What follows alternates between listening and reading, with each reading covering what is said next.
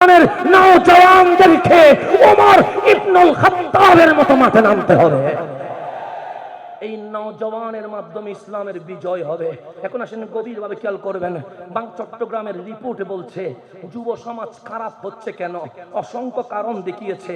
সে mobile ফোনে আসক্তির কারণে, খেলাধুলার কারণে, সুস্থ সংস্কৃতি চর্চা না হওয়ার কারণে, সামাজিক কার্যক্রম থেকে যুব সমাজ বিচ্ছিন্ন হওয়ার কারণে, সঠিক শিক্ষা না থাকার কারণে।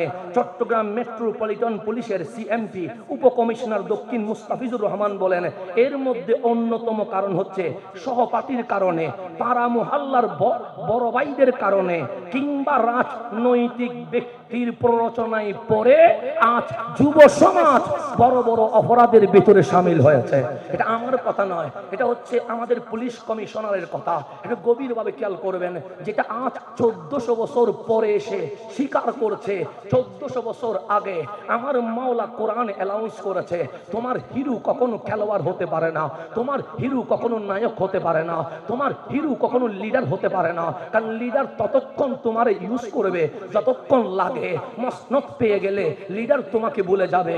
নায়কের কাছে তুমি গেলে নায়কের পাত্তা পাবে না। খেলোয়াড়ের কাছে গেলে খেলোয়াড় সেলফি তুলতে গেলে মাঝে মাঝে তাপ্পরও দেয়, আমরা বাংলাদেশে দেখেছি। আপনি গভীরভাবে খেয়াল করবেন, যাদের পিছনে আমরা দৌড়ছি তারা আমাদেরকে নিয়ে ভাবে না। আপনি ইন্টারনেটের ইউটিউবে দেখেন, ইন্ডিয়ান কিং এর নাম শাহরুখ খান। ওনার ভক্ত নাই, বিশ্বে এমন কোন রাষ্ট্র নাই। ওনার সাক্ষাৎকারে বলা হচ্ছে যে আপনার সারা বিশ্বে ফ্যান ফলোয়ার্স ভক্তবৃন্দ আছে, তাদের সম্পর্কে আপনার রায় কি? উনি হাসি দিয়ে বলে, আমি 99% আমার সিনেমার ডায়লগ, আমার পোশাক, আমার জিম, আমার খাওয়া দাওয়া এটা নিয়ে ব্যস্ত থাকি। 1% আমার ফ্যামিলি, সন্তান, আপনজন নিয়ে ভাবি, ভক্ত নিয়ে ভাববার আমার সময় নাই। তাহলে নায়ক বলছে ভক্ত নিয়ে ভাববার সময় নাই, খেলোয়াড় বলছে ভক্ত নিয়ে ভাববার সময় নাই, লিডার বলছে আমার ভক্ত নিয়ে ভাববার সময় নাই। আমার কামলিওয়ালা যুব সমাজের তরুণদের অবক্ষয়ের আসল সমাধান দিচ্ছেন।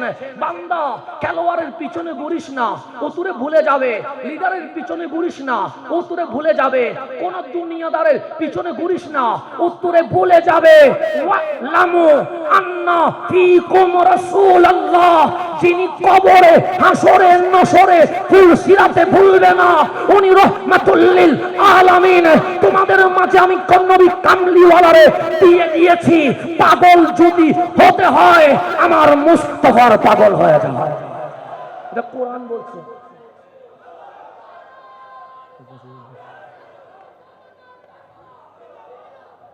বাস আমার কথা 1 মিনিটে শেষ।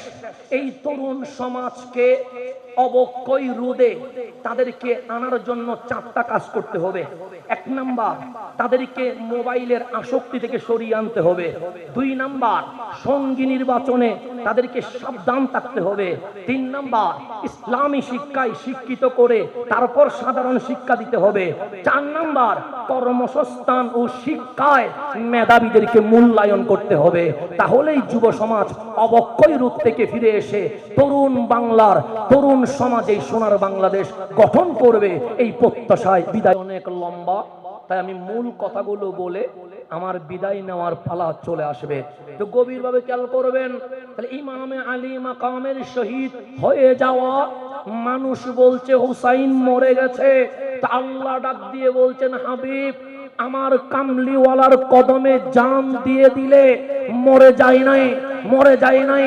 লা তাকুলু লিমান ইউকতালু ফি সাবিলিল্লাহি আমওয়াত বাল আহইয়া, বরংস আমার হুসাইন কামলিওয়ালার কদমে কুরবান হয়ে কিয়ামত পর্যন্ত জিন্দা হয়ে গেছে।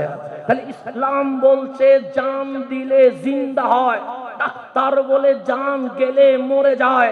কিন্তু আবু জেহেল চোখ দিয়ে দেখে, আবু লাহাব কান দিয়ে শোনে, উতবা সাইবা মক্কার জমিনে হাঁটে মিছিল করে। কিন্তু আমার আল্লাহ বলে, হাবিব আপনি বারবার দাওয়াত দিবেন না, একবার দিলে শুনলে শুনবে, না শুনলে শুনবে না। মালিক যখন বললেন দিবেন একবার, রহমতে আলম বলছে কেন দুইবার দিব না? তা আল্লাহ কোরআনে বলছে ইন্নাকা লা তুসমিউল মাউতা, হাবিব মরারে আপনি শোনাইতে পারবেন না। তা আবু জাহেল তো জিন্দা ছিল, আবু লাহাব তো জিন্দা ছিল, উতবা সাইবা তো জিন্দা ছিল। আল্লাহ বলে যেই চোখ আমার কামলিওয়ালারে চিনে নাই, যেই কান কামলিওয়ালার কথা শুনতে পারে নাই, যেই জিহ্বা আমার মুস্তাফার শান গাইতে পারে নাই, দুনিয়াতে জিন্দা থাকলেও সে দুনিয়াতেই মরে গেছে। তাহলে আমরা আজ সোদায়ে কারবালা থেকে শিখেছি নবী চিনলে জিন্দা, নবী না চিনলে মরা। এখন আসেন গভীর ভাবে খেয়াল করবেন। তা আল্লাহর হাবিব 39 জনকে নিয়ে দুইটি হাত তুলে চোখের পানি ছেড়ে দিয়েছে। আমার রহমান ডাক দিয়ে বললেন হাবিব কাঁদেন কেন? আমি তো আপনার উপর রাজি আছি। ওয়ালা সাউফা ইউতিকা রব্বুকা ফাতারদা। সবাই চায় মাওলা রাজি হোক, মাওলা চায় হাবিব রাজি হোক, আপনি কাঁদছেন কেন? হাবিব বলেন মালিক 6 বছরে দাওয়াত দিয়া 39 জন মুসলমান হলো। আজ আমার ডানে, আমার বামে, আমার সামনে, আমার পিছনে অগণিত মুসলিম রয়ে গেছে রহমতুল লিল আলামিন। ওরা ঈমানের কালিমা না পড়ার কারণে জাহান্নামে চলে যাবে, আমি তো মানতে পারবো না। আল্লাহ বলে হাবিব কলব পরিষ্কার না হলে আমি তারে আমার কামলিওয়ালার সাহাবী বানাবো না। আল্লাহর হাবিব বললেন মালিক আমি দেখেছি মক্কায় গরিব মানুষ আছে, মধ্যবিত্ত মানুষ আছে, কোরআনের শব্দ শুনলে নবীর কাছে আসতে চায়। মধ্যবিত্ত আমারে দেখলে সাতক পাখির মতো তাকিয়ে থাকে, কিন্তু আবু জাহেলের মতো দাপটওয়ালা, আবু লাহাবের মতো ক্ষমতাওয়ালা, উতবা সাইবার মতো তো ক্ষমতাশীল মানুষের ভয়ে আমার কাছে আসতে পারে না। তা আল্লাহ বলে হাবিব আপনি কি চান? হাবিব বলে মালিক যারা আসতে চায় তাদের পথে কেউ বাধা দিক সেটা আমি চাই না। সমাধান কি? তখন হাবিব বলে মালিক দোয়া করব, দুইটা মানুষের নাম প্রস্তাব করব, একটা মানুষের যদি কবুল করো তাহলে আমার ইসলামের দাওয়াতের পথ আজকে থেকে ওপেন হয়ে যাবে। বলবো দুইজনের নাম, কবুল করবেন কয়জন? একজন যদি বলতেন দুইজন তাহলে আল্লাহ দুইজনই রাখতেন। আল্লাহ বলেন হাবিব কবুল বলেন। তখন হাবিব বলেন মালিক এই ইসলামের প্রচারের জন্য হয়তো আবু জাহেলকে আমার উম্মত হিসেবে, নয়তো ওমর ইবনুল খাত্তাবকে আমি মুস্তাফার সাহাবী হিসেবে কবুল করে নেন। আল্লাহ বলে দোয়া কবুল। হাবিব কিছুক্ষণের মধ্যে ওমর ইবনুল খাত্তাব আপনার কদমে এসে কালিমা পড়ে ফেলবে। এখন একটু গভীর ভাবে খেয়াল করবেন, গভীর ভাবে খেয়াল করবেন। ফারুক আজম আসলেন, সংখ্যা ছিল 39। ফারুক কালিমা পড়লেন, ডাক দিয়ে বললেন ইয়া রাসূলুল্লাহ ইসলামের দাওয়াতের কি অবস্থা? সে গোপনে, সে এখনো ওপেনে যায় নাই, সে না যায় নাই। কামলিওয়ালারে ওমর ইবনুল খাত্তাব রাদিয়াল্লাহু তাআলা বললেন কেন? সে ওমর মাত্র 39 জন। ওমর বলে আমি সহ, আমার হাবিব বলে 40 জন। আজকে যখন ওমর এসে গেছে ইসলাম আর অপ্রকাশ্যে গোপনে থাকবে না, ওপেন হয়ে যাবে। দুইটা লাইন হয়ে যাক, 20 জন করে।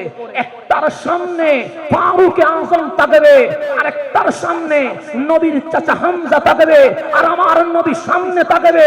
কামলিওয়ালার সামনে দুইটা লাইন হয়ে গেছে, 40 জনের কাফেলা আছে বের হয়ে গেছে। বিশ্ববাসী অবাক হয়ে গেছে, যে রাসূল গোপনে ইসলাম প্রচার করছে আজ তো বের হয়ে গেছে। ফারুক আজম খানায়ে কাবার সামনে যখন পৌঁছে গেছে, আবু জাহেল আবু লাহাব আতঙ্কিত হয়ে গেছে। ওমর ইবনুল খাত্তাব বলেন নবী গো একটু দাঁড়ান। আবু জাহেলের সামনে গিয়ে বলি আবু জাহেল শুনে রেখো, ওমর ইবনুল খাত্তাব আজ কামলিওয়ালার কদমের গোলাম হয়ে গেছে।